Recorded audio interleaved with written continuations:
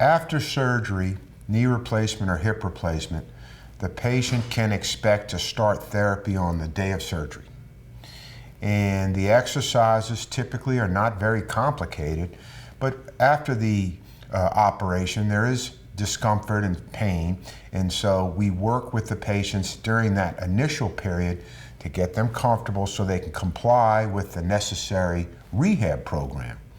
Typically, patients will be in a walker for 10 to 14 days unless they have other problems or other joint problems that are present. Sometimes they'll have to be in the walker a little longer. They typically can bear weight right from the beginning, full weight.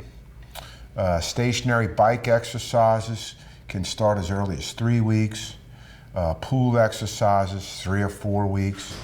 And then it's a gradual progression that really is patient specific. Some patients will move along the timeline a little more quickly than others, but we individualize the post-operative care for each patient.